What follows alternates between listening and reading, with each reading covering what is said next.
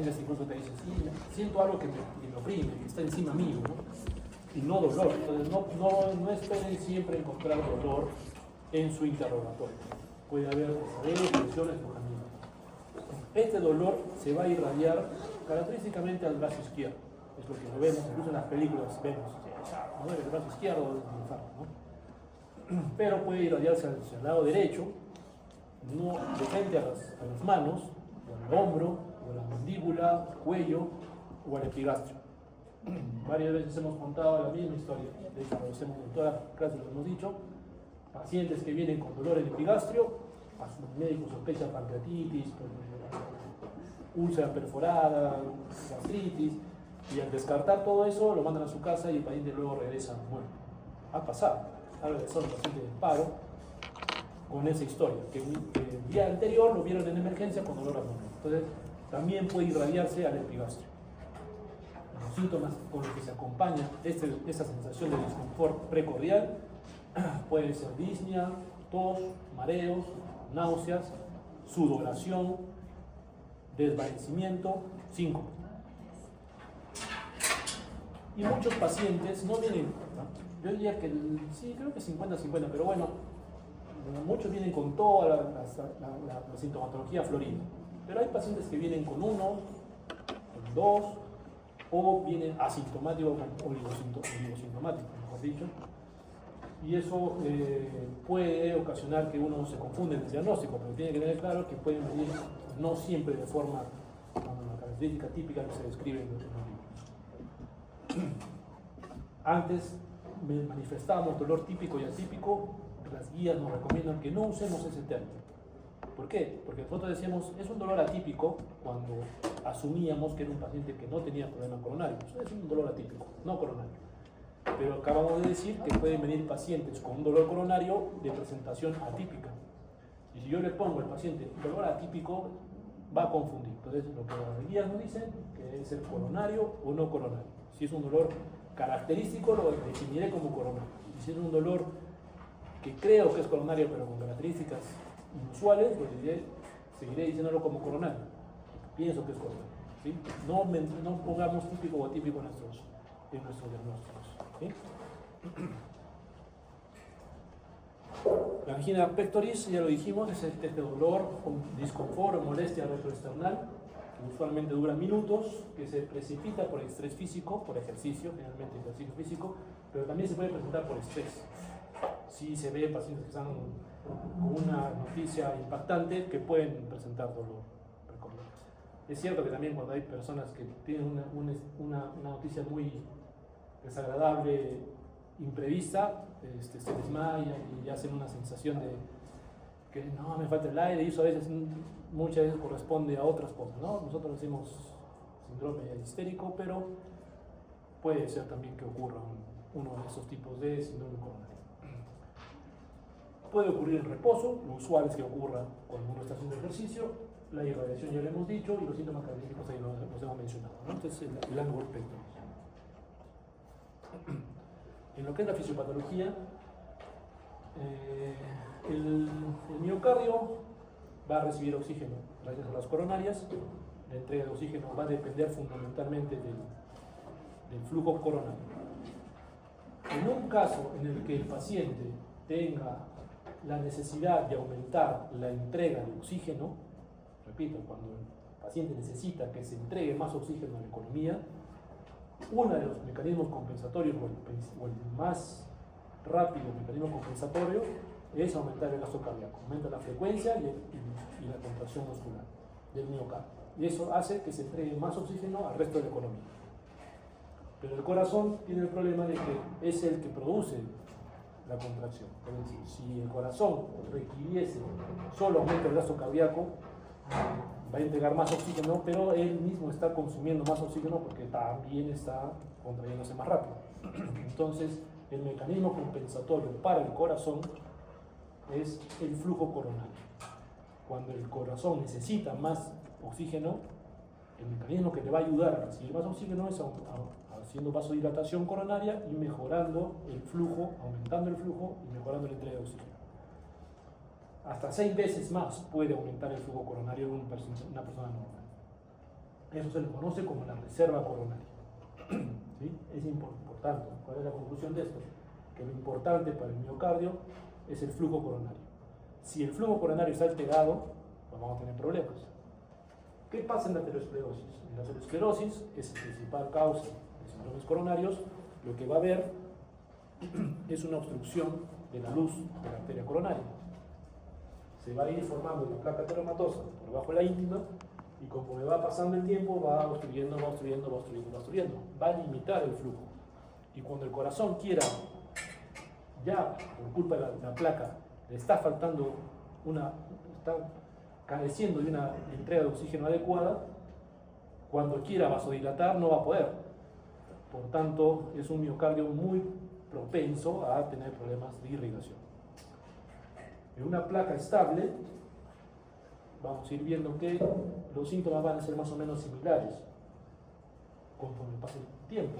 Sin embargo, esta placa se puede romper, se puede fisurar, se puede lesionar, y esta lesión que ocurre en la íntima va a predisponer a que se vengan los factores de coagulación, factor tisular, las plaquetas y formen un coágulo, y ese coágulo va a tapar la luz.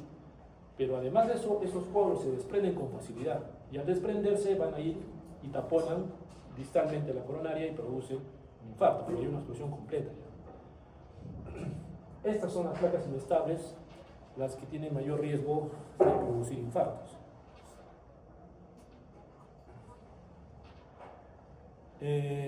Factores de riesgo. Los factores de riesgo que un paciente tiene pueden ser factores mayores, factores menores. Los mayores y menores se califican en modificables y no modificables. Por ejemplo, lo vemos ahí claramente, la dislipidemia es un factor modificable. ¿Por qué? Porque mi nivel de colesterol, mi LDL, mi HDL puedo modificarlos si es que yo tengo una vida más o menos saludable, si hago ejercicio, si como sano, un poco de grasas, mi dislipidemia va a bajar. La hipertensión, de igual manera, como menos sal, tomo mi medicación, hago ejercicio, la hipertensión se va a controlar. El tabaquismo igual, si yo dejo de fumar, pues voy a eliminar ese riesgo. Pero hay factores que no se pueden modificar, como el sexo masculino, antecedentes familiares. Si tengo una carga familiar, si mi familia todos han muerto de infarto, pues tengo una carga que no puedo modificar. Mayor de 55 años también es un factor que no puedo modificar, la edad es parte de la vida. Las mujeres tienen un menor riesgo por los estrógenos. Los estrógenos protegen, nos dan cierta protección a las mujeres de estos problemas, porque los estrógenos tienen funciones antioxidantes, tienen funciones que mejoran la síntesis del óxido nítrico. El óxido nítrico se que va a producir la vasodilatación coronaria y también protege el endotelio vascular hasta que llegan a la menopausia. En la menopausia ya las mujeres van a equiparar el riesgo con los varones. Y los factores menores, más de lo mismo, pero con menor riesgo, como la diabetes, que también la puedo intentar modificar, la obesidad, sedentarismo, estrés, gota, y no modificables con el mismo razonamiento que hemos mencionado. Ahora, entendiendo los factores de riesgo, entendiendo qué cosa es la angina, un repaso rápido de lo que son las arterias coronarias. Eso ya lo hizo ustedes en anatomía y probablemente se acuerden mucho mejor que yo las ramas de las arterias. Pero lo importante es recordar que las coronarias salen de la aorta y su función es irrigar al miocardio. Tenemos dos ramas principales, la arteria coronaria izquierda y la arteria coronaria derecha. La coronaria izquierda se va a dividir en dos importantes: la circunfleja, que va entre la aurícula y el ventrículo hacia la cara lateral del corazón y hacia la cara posterior del corazón, y la descendente anterior, que va por la cara anterior del corazón del baby, del ventrículo izquierdo. La circunfleja tiene ramas marginales, la descendente anterior tiene ramas diagonales. Y la coronaria derecha, que va a tener la marginal derecha, y la que va por detrás, porque también recorre entre la aurícula y el ventrículo derecho, y se va a hacer parte de atrás del corazón, la descendente posterior. ¿De acuerdo? Esta coronaria derecha también irriga el nodo AB, el nodo sinusal. Tiene sus ramas menores, pero las ramas que me interesan, por lo menos para el caso del síndrome coronario, son las que he dicho, ¿no? La DA, el descendente anterior, la circunfleja, el tronco, y la coronaria derecha con la descendente posterior. ¿Sí?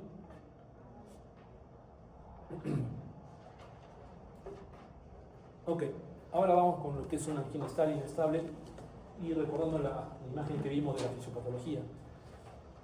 Una vez que el paciente viene con ustedes, ustedes lo van a interrogar, estarán en el examen teórico práctico de repente con un paciente coronario, y ustedes se hagan la entrevista, hemos dicho que tienen que fijarse en los síntomas que va a presentar.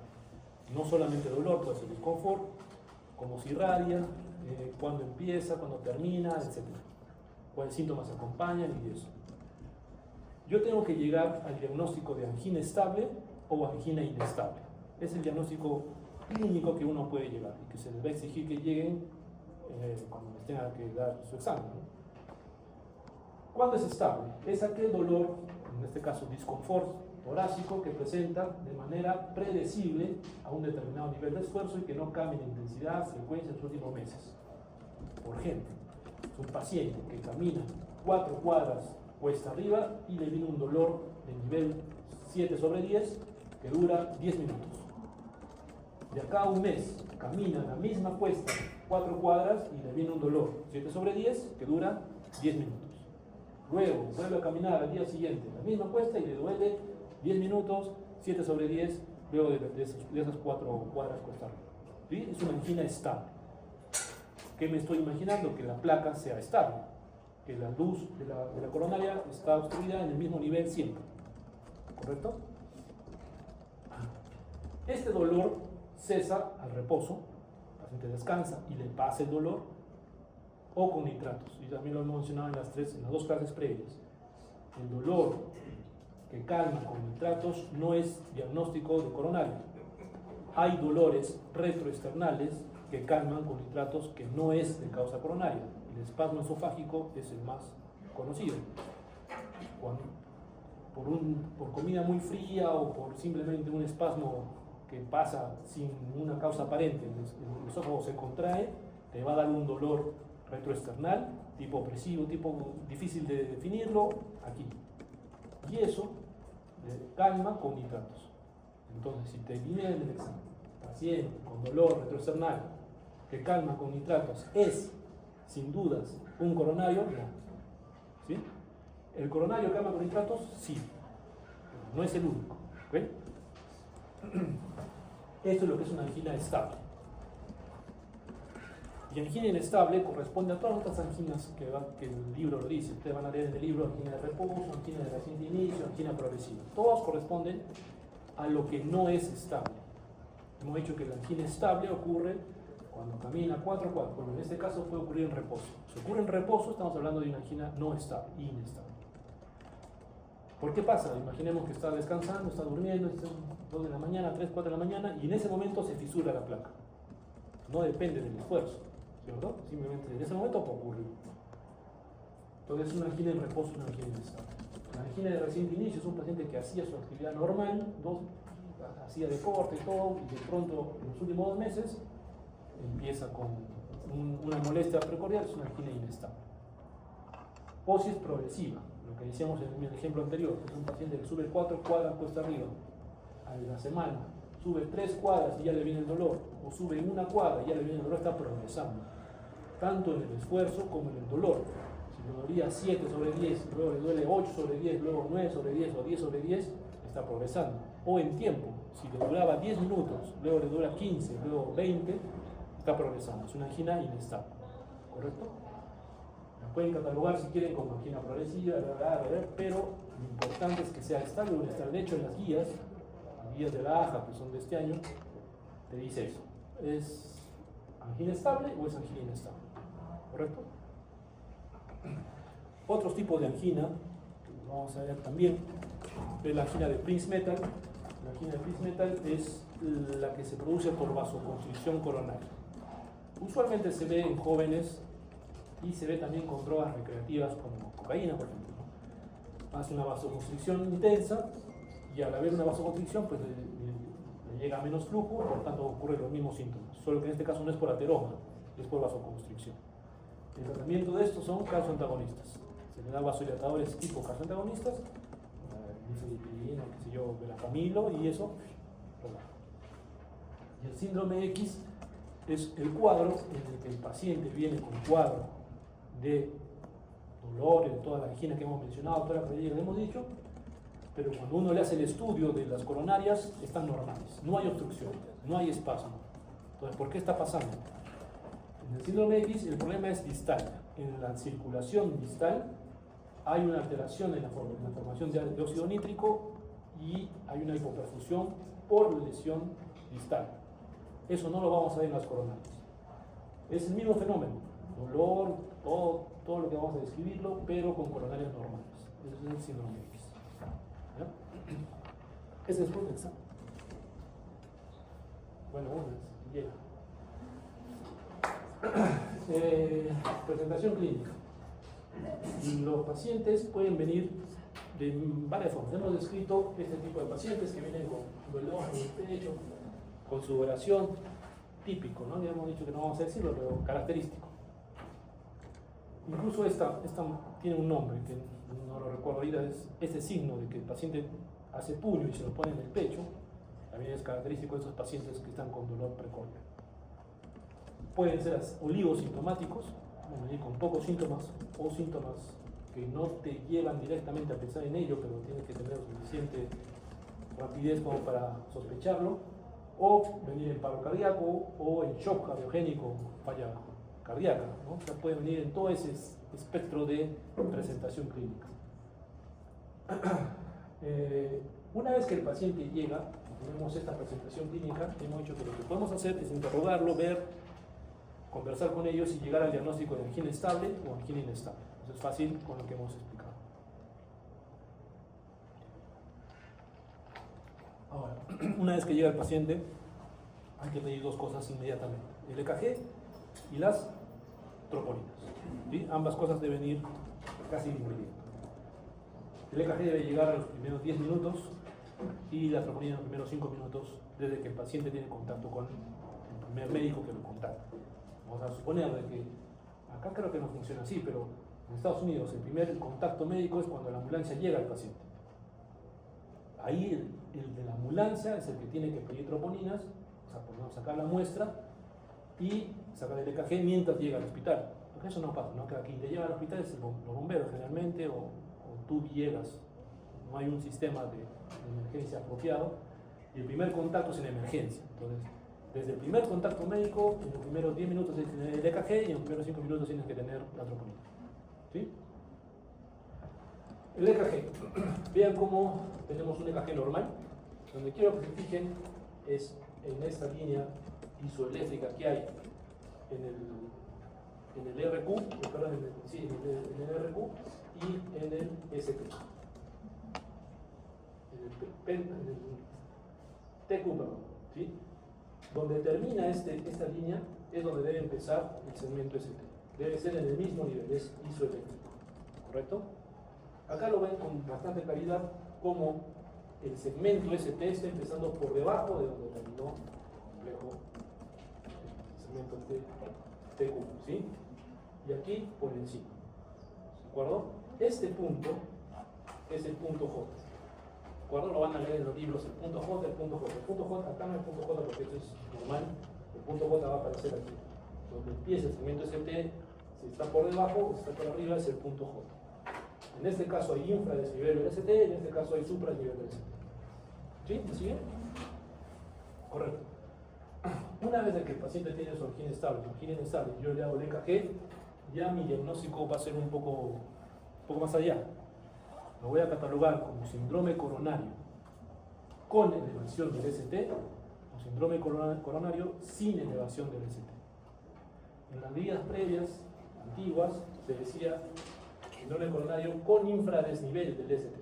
No, ahora solo es síndrome coronario con elevación del ST o síndrome coronario sin elevación del ST. Puede ser que sea normal o que está infradesnivelado, ese es sin elevación del ST. ¿Correcto? Solo si está hacia arriba lo diré con elevación del ST. Hasta aquí yo no sé si el paciente tiene infarto o no tiene infarto, solo sé que tiene un síndrome coronario. Hemos dicho que además del EKG debemos pedir las troponinas. Las troponinas son un complejo proteínico, lo vamos a ver después, que tiene 3 subunidades, la C, la M y la I. Estas enzimas, o este complejo proteínico, junto con otras enzimas, están dentro del miocardiocito. Cuando hay daño del miocardio, cuando hay daño, en este caso por isquemia, hay destrucción del miocardiocito, todas las proteínas intracelulares, incluyendo la troponina, se va a liberar hacia la circulación. Y por tanto yo voy a poder dosarlo. Se va a liberar LDH, se va a liberar TGO, se va a liberar CPK, subunidad MB, troponina y muchas, se va a liberar potasio, todo lo que está dentro de la célula. Lo que me interesa a mí es dosar troponina. ¿Por qué? Porque la troponina es un marcador que está solo dentro del miocardiocito. De las 3 subunidades, la troponina C también está en el músculo estriado, pero la M y la I están dentro del miocardiocito. Entonces, cuando yo doso, sé que esas troponinas vienen del miocardiocito. ¿Ok?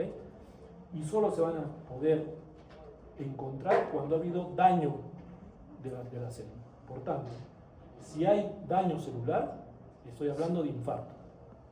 Por tanto, yo no puedo decir que el paciente es infartado si no tengo enzimas, ¿sí? Si no tengo troponina. Si tengo solo clínica, mi diagnóstico, que es probablemente lo que ustedes hagan en su examen, será angina estable, angina inestable. Pero si le dan el EKG, ustedes pueden decir, este es un síndrome coronario con elevación del CT o sin elevación del CT. Y si además le dan enzimas, les pueden decir si hay infarto o no hay infarto. ¿Correcto? Vamos a poner el caso de que esté con elevación del ST y las enzimas están altas. En este caso es un infarto o de miocardio con elevación del ST. ST elevated myocardial. Y pongamos en el caso de que infra no tenga supra, sea un síndrome coronario sin elevación del ST, o sea, todo eso de acá, y tenga las enzimas elevadas. Es un infarto agudo de miocardio sin elevación del ST. ¿Correcto? No ST elevation. ¿Sí? Y pongamos el caso de que no tenga elevación del ST, como este, y las enzimas son normales. En este caso el diagnóstico es una angina inestable. Y no es infarto. ¿Correcto? Para que sea infarto necesitamos que tengan las troponinas altas.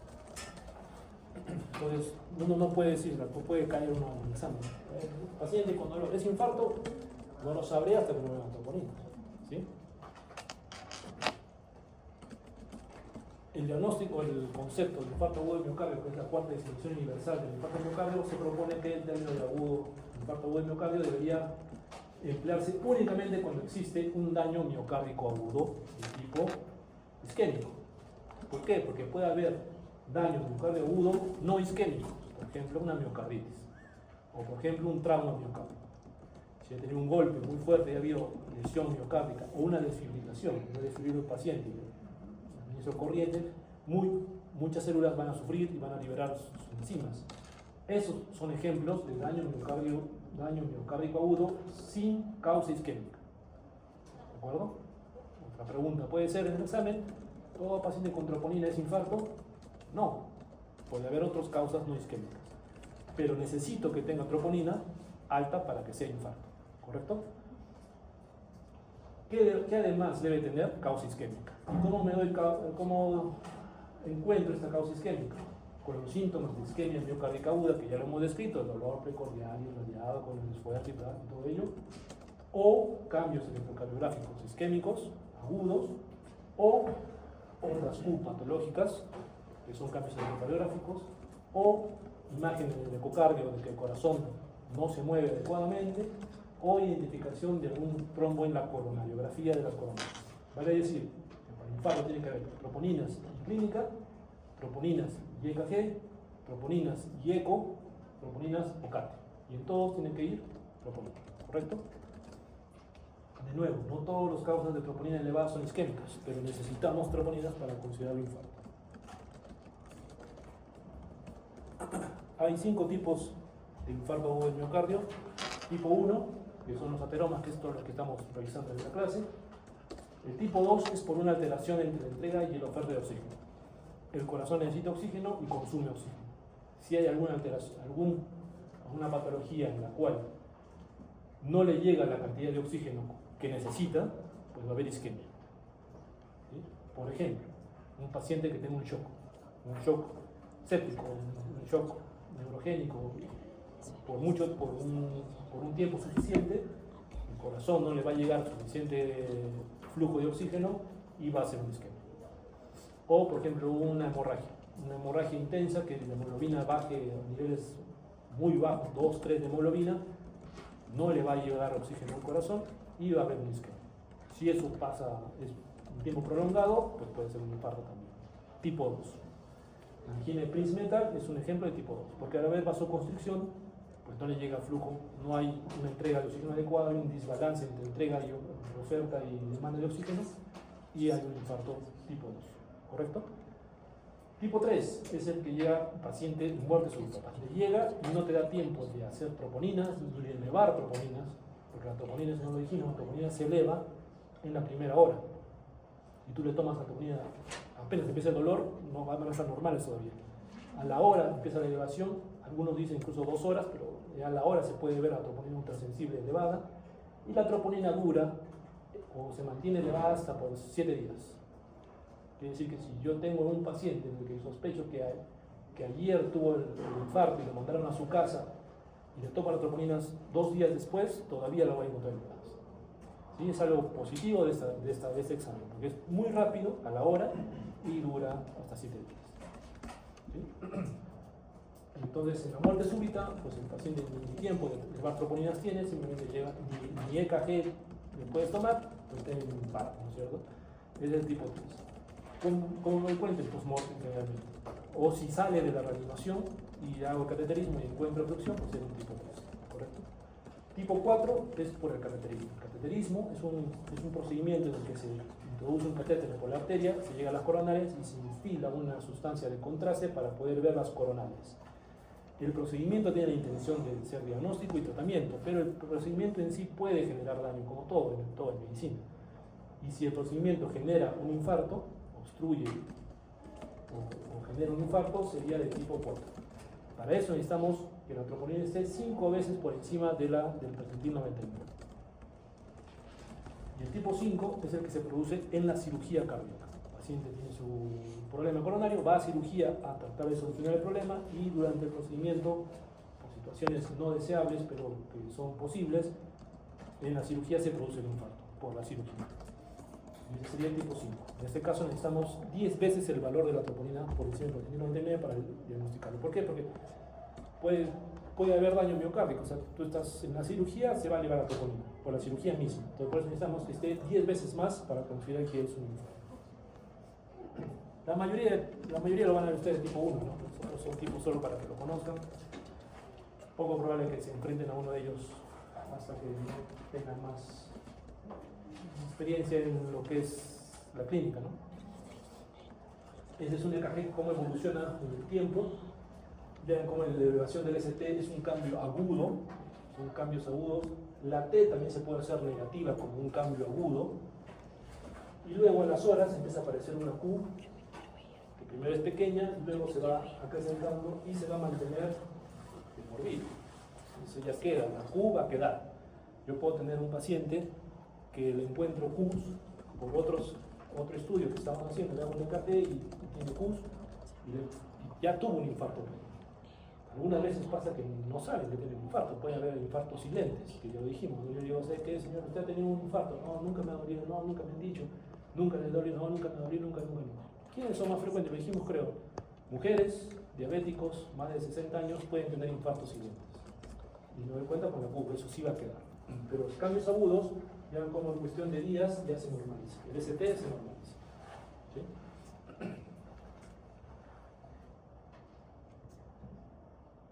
Estas son las derivadas del EKG que estamos diciendo que hay que solicitarlo. Vamos a hacerlo así. ¿Para qué me sirve el EKG? Bueno, es cierto que me sirve para ver si hay supra o infra nivel del ST, si hay cambios agudos.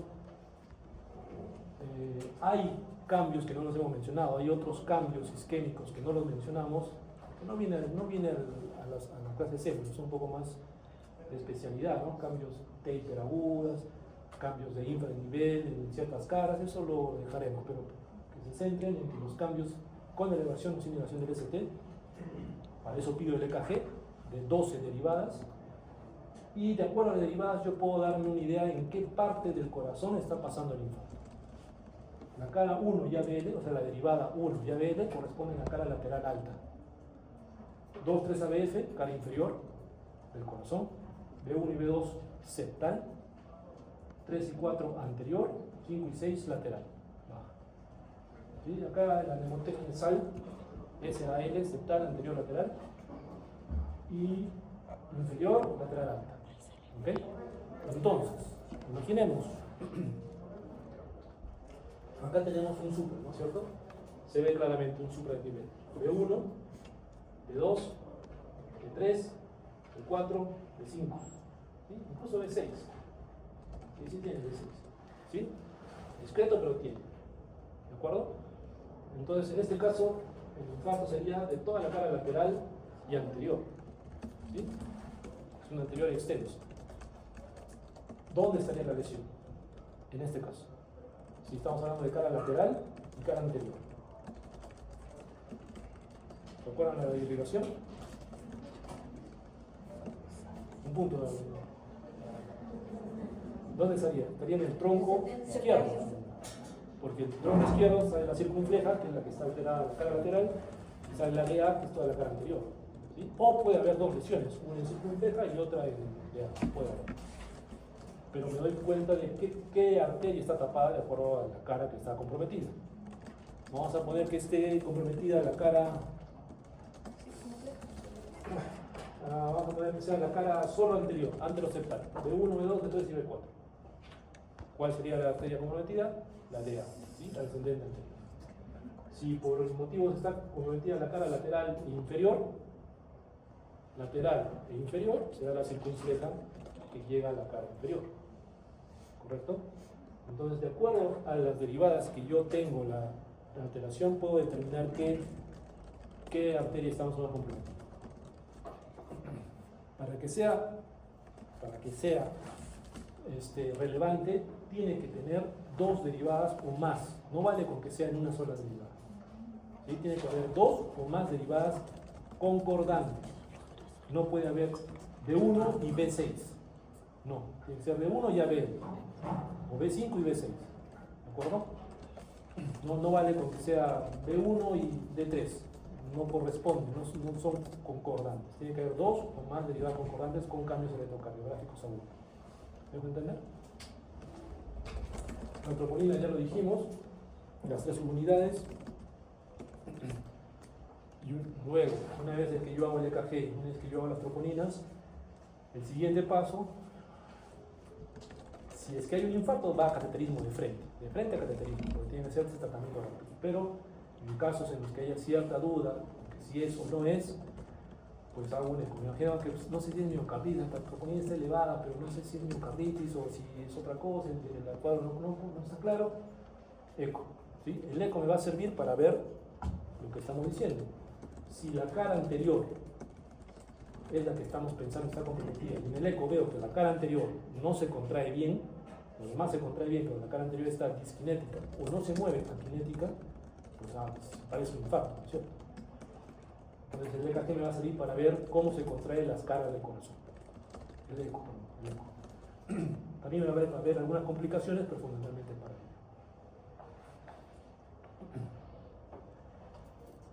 En casos en los que no se llega al diagnóstico, por ejemplo, en un caso en el que sea un paciente con una angina que parece coronaria, un cuadro que parece coronario, pero el EKG es normal, las troponinas son normales, puede pasar, mi diagnóstico sería angina inestable, porque tiene todo el cuadro, pero ese EKG sin elevación del ST es normal y troponinas normales, es una angina inestable. Pero quiero corroborarlo, entonces lo corroboro de dos formas. Estudio de estrés. El EKG de estrés, al paciente se le monitoriza, se le ponen los electrodos y en situación controlada se le hace hacer ejercicio. Se le hace caminar en una caminadora, o correr, trotar, y si en 20 minutos aparece dolor o cambios en el EKG, pues estamos hablando de un problema coronario. Y el ecoestrés es lo mismo en pacientes que no pueden movilizarse. Un paciente que tenga problemas de rodilla, que sean muy gorditos, que tengan secuelas, que no puedan caminar, se les coloca lo mismo, sus electrodos, y se les infunde dobutamina para estimular el corazón. Y eso hace lo mismo que tuvieron estuviera caminando, ¿no es cierto? Hace que el corazón trabaje, y si hay cambios, pues estamos hablando de un problema de corazón. Es otra forma de investigar en esos casos, ¿no? Si el caso es claro, ya no lo voy a hacer esto. Si el caso viene con todo claro, no es necesario hacer esto. Y el cateterismo cardíaco, que vendría a ser tanto diagnóstico como tratamiento, ¿sí? Un paciente que viene con síntomas coronarios, con elevación del ST, un infarto con elevación del ST, o un infarto sin elevación del ST, tiene que ir a cateterismo pronto. Pronto me refiero a 90 minutos. Tiene que ser, en los primeros 90 minutos tiene que hacerse este estudio. Y para ello se cuenta, como hemos dicho, desde que se atiende el primer contacto médico. Si el centro no cuenta con cateterismo, debe referir al paciente a otro que puede hacerlo en los primeros 90 minutos. Si lo voy a referir, ya tengo 2 horas para hacerlo, pero quedemos con los 90 minutos. Si es que yo estoy en una situación, por ejemplo, estoy en Tacna, que no hay cateterismo, o en Camaná, o en otro sitio que no voy a poder hacer cateterismo pronto, se tromboliza al paciente y se le manda al centro. No es que se quede en vuelta, se le manda al centro. O sea, se puede imaginar que esté en Cotahuasi. Mientras el médico lo tromboliza, la ambulancia tiene que llegar acá donde en Arequipa se le puede hacer cateterismo. En las primeras 24 horas. ¿De acuerdo? Y este estudio no solo me da diagnóstico, porque va a haber, por ejemplo, en este caso vemos como acá hay una obstrucción, ¿no es cierto? Se dibuja en la coronaria y vemos por ejemplo, acá hay una falta de relleno, estamos hablando de una placa teropatosa probablemente. Me sirve también para en ese momento que hago el diagnóstico hacer el tratamiento, que es colocar un stent. Coloco un stent como un túnel metálico para que por ahí se establezca el flujo. Entonces, por tanto, el estudio de cateterismo me sirve tanto de diagnóstico como de tratamiento y debe hacerse en los primeros 90 minutos. Si no, se refiere al paciente. Y en el caso de cirugía, lo que se hace es que se saca la mamaria interna, la arteria mamaria interna o la safena, y entra cirugía y se le coloca acá un puente, ¿no? Un bypass. Se hace sutura acá. Entonces ya el flujo viene por acá. ¿Cuándo se hace cirugía? Cuando la lesión es de tronco o hay 3 vasos comprometidos con lesión crítica. Digamos que sea una rama de digamos, la diagonal, que es de A, la circunfleja y la derecha. Son 3 vasos comprometidos, va a cirugía. Si son 2 o menos, cateterismo. ¿Sí? Ok. Si hubiese alguna pregunta. ¿No hay preguntas? ¿Está claro?